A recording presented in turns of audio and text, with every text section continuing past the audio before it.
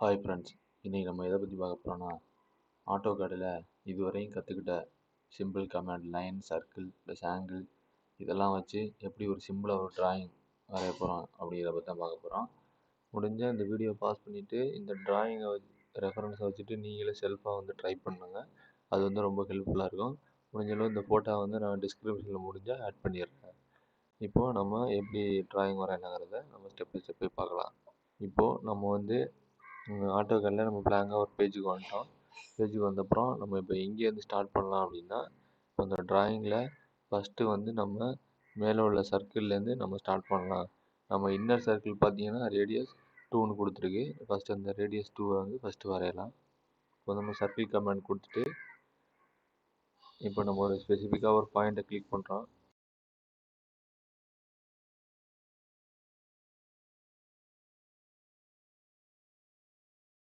ஸ்பெசிஃபிக்காக ஒரு பாயிண்ட் வந்து செலக்ட் பண்ணிட்டோம். செலக்ட் பண்ணதுக்கப்புறம் இப்போ வந்து நமக்கு ஒரு சர்க்கிள் கிரியேட் ஆகிருக்கு. இந்த சர்க்கிளோட ரேடியஸ் வந்து நம்ம எவ்வளோ இருக்கணும்னா, இப்போ வந்து நம்ம கீழே கமாண்டில் பார்த்தீங்கன்னா நம்ம வந்து ரேடியஸ் கொடுக்குற மாதிரி தான் நமக்கு இருக்குது. இப்போ வந்து நம்ம ரேடியஸ் வந்து என்ட்ரு பண்ணுறோம். 2ன்னு என்ட்ரு பண்ணுறோம். 2ன்னு என்ட்ரு பண்ணதுக்கப்புறம் இப்போ ரேடியஸ் 2வில் வந்து ஒரு சர்க்கிள் நமக்கு கிடச்சிருச்சு. இதுக்கப்புறம் பார்த்தீங்கன்னா மறுபடியும் நம்ம சர்க்கிள் கமாண்டே போயிட்டு மறுபடியும் அந்த சர்க்கிளோட சென்டர் பாயிண்ட்லேருந்து அடுத்த அவுட்ரு சர்க்கிள் பார்த்தீங்கன்னா ரேடியஸ் 5ன்னு நமக்கு கொடுத்துருக்கு. இப்போ அந்த ரேடியஸ் 5ன்னு கொடுத்துட்டு என்ட்ரு கொடுத்தோம் அப்படின்னா நமக்கு வந்து ரேடியஸ் 5லேயும் ஒரு சர்க்கிள் கிடச்சிருச்சு, ரேடியஸ் 2லேயும் நமக்கு ஒரு சர்க்கிள் கிடச்சிருச்சு. இதுக்கு அடுத்ததாக பார்த்தீங்கன்னா இதை கனெக்ட் பண்ணி வர்ற 2 line left and right side 2 line வந்து நம்ம ஆங்கிள் யூஸ் பண்ணி நம்ம இப்போ வரையணும். அது எப்படிங்கிறத பார்க்கலாம்.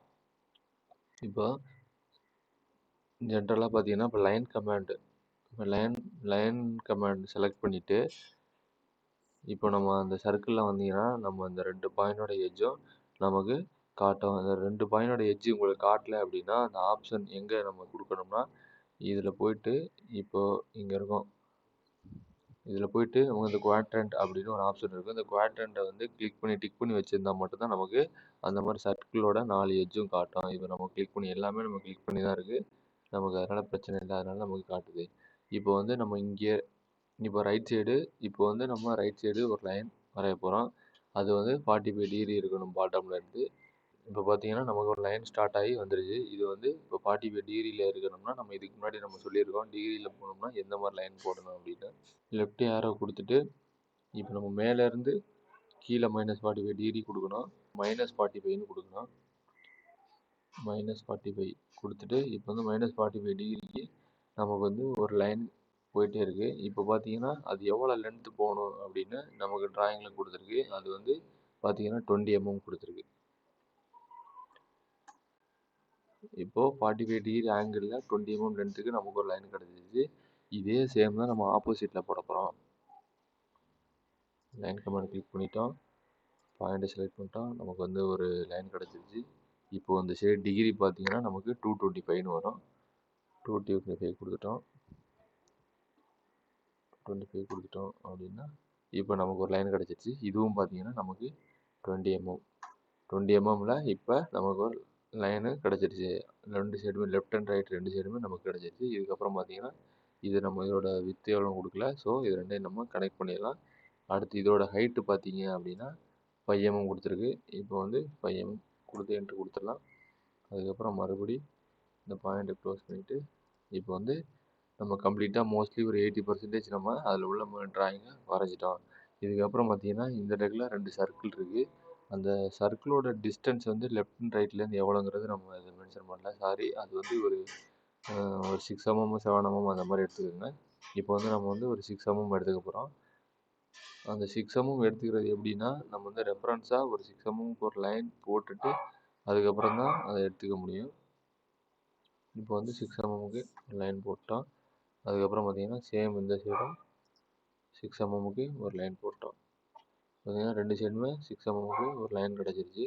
இப்போ வந்து அங்கே வந்து சர்க்கிள் வரைய போகிறோம். அது வந்து 1 mm ரேடியஸில் வரைய போகிறோம்.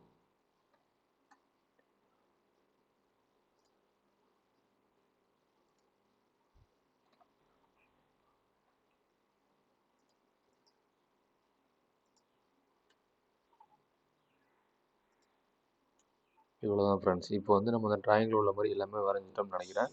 இப்போ வந்து நம்ம டைமென்ஷன் கிரியேட் பண்ணி மட்டும் இதை வெரிஃபை பண்ணிக்கலாம்.